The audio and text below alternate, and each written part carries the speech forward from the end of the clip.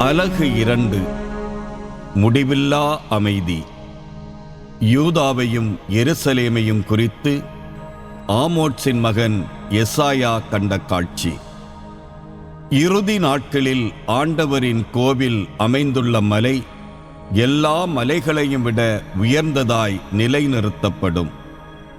எல்லா குன்றுகளையும் விட மேலாய் உயர்த்தப்படும். மக்களினங்கள் அதை நோக்கி ஓடிவரும். பன்னாட்டு மக்கள் கூடிவந்து, புறப்படுங்கள், ஆண்டவரின் மலைக்குச் செல்வோம், யாக்கோபின் கடவுளது கோவிலுக்குப் போவோம், அவர்தம் வழிகளை நமக்கு கற்பிப்பார், நாமும் அவர் நெறிகளில் நடப்போம் என்பார்கள். ஏனெனில் சீயோனிலிருந்தே திருச்சட்டம் வெளியாகும், எருசலேமிலிருந்தே ஆண்டவரின் வாக்கு புறப்படும். அவர் மக்களினத்தாரிடையே உள்ள வழக்குகளை தீர்த்து வைப்பார், பன்னாட்டு மக்களுக்கும் தீர்ப்பளிப்பார். அவர்கள் தங்கள் வாள்களை கலப்பை கொழுக்களாகவும் தங்கள் ஈட்டிகளை கருக்கரிவாள்களாகவும் அடித்துக் கொள்வார்கள். நாட்டிற்கு எதிராக நாடு வாளெடுக்காது.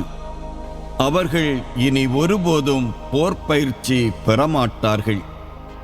யாக்கோபின் குடும்பத்தாரே, வாருங்கள், ஆண்டவரின் ஒளியில் நாம் நடப்போம். செருக்குற்றோரின் அழிவு.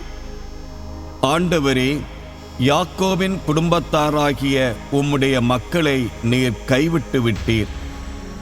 ஏனெனில் கீழை நாட்டு போதனை அவர்களிடையே மிகுந்துள்ளது. பெலிஸ்தியரைப் போல் அவர்கள் நிமித்தம் பார்க்கின்றார்கள். வேற்று நாட்டினருடன் கூட்டுச் சேர்கின்றார்கள். அவர்களது நாட்டில் வெள்ளியும் பொன்னும் நிறைந்துள்ளன.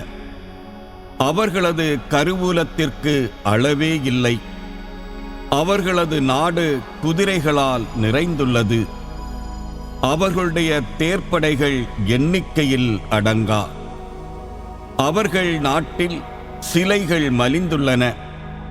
தங்கள் கைவேலைப்பாட்டினால் செய்தவற்றை அவர்கள் வணங்குகின்றார்கள். தங்கள் விரல்கள் உருவாக்கியவற்றின் முன் அவர்கள் பணிகின்றார்கள். இவற்றால் மானிடர் தாழ்நிலை அடைவர், மக்கள் சிறுமை அடைவார்கள். ஆண்டவரே, அவர்களுக்கு மன்னிப்பு அருளாதீர். கற்பாறைக்குள் நுழைந்து கொள்ளுங்கள், மண்ணில் பதுங்கி மறைந்து கொள்ளுங்கள். ஆண்டவரின் அச்சம் தரும் திருமுன்னின்றும் அவரது உயர் மாட்சியினின்றும் அகன்று விடுங்கள். செருக்குமிகு பார்வையுடையோர் தாழ்த்தப்படுவர், ஆணவமிக்கோர் அவமானமடைவர். ஆண்டவர் ஒருவரே அந்நாளில் மாட்சியுறுவார். படைகளின் ஆண்டவருக்குரிய நாள் ஒன்று இருக்கின்றது. அன்று இருமாப்பும் செருக்குமுடைய அனைவரும் தாழ்வுறுவர். உயர்த்தப்பட்டவை உயர்ந்து நிற்பவை அனைத்தும் நலிவடையும்.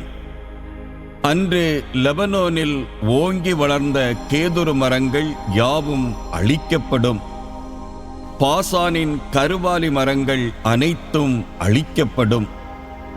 வானளாவிய மலைகள், உயர் குன்றுகள் அனைத்தும் தரைமட்டமாக்கப்படும். உயர்ந்து நிற்கும் கோபுரங்கள் யாவும் தகர்த்தெறியப்படும். வலிமை மிக்க மதிர்ச்சுவர்கள் அனைத்தும் தவிடு பொடியாக்கப்படும்.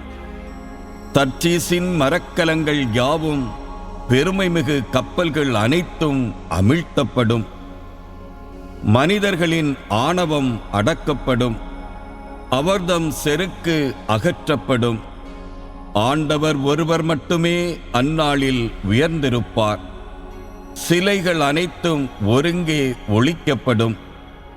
ஆண்டவர் உலகை நடுநடுங்கச் செய்ய வரும்போது அவரது அச்சந்தரும் திருமுன்னின்றும் அவரது சீர்மிகு மாட்சியினின்றும் மறைந்திட குன்றின் குகைகளிலும் மண்ணின் குழிகளிலும் மனிதர் ஒளிந்து கொள்வர். அந்நாளில் மக்களினத்தார் தாம் வழிபடுவதற்கு உருவாக்கிய வெள்ளிச் சிலைகளையும் பொற்பதுமைகளையும் அகழெலிகளுக்கும் வவ்வால்களுக்கும் எறிந்து விடுவர். ஆண்டவர் உலகை நடுநடுங்கச் செய்ய வரும்போது அவரது அச்சந்தரும் திருமுன் நின்றும் அவரது சீர்மிகு மாட்சியினின்றும் மறைந்திட பாறைகளின் வெடிப்புகளிலும் குன்றுகளின் பிளவுகளிலும் மனிதர் ஒளிந்து கொள்வர். நிலையற்ற மனிதர் மேல் நம்பிக்கை வைக்காதீர், அவர்களின் உயிர் நிலையற்றது. ஒரு பொருட்டாக கருதப்படுவதற்கு அவர்களின் தகுதி என்ன?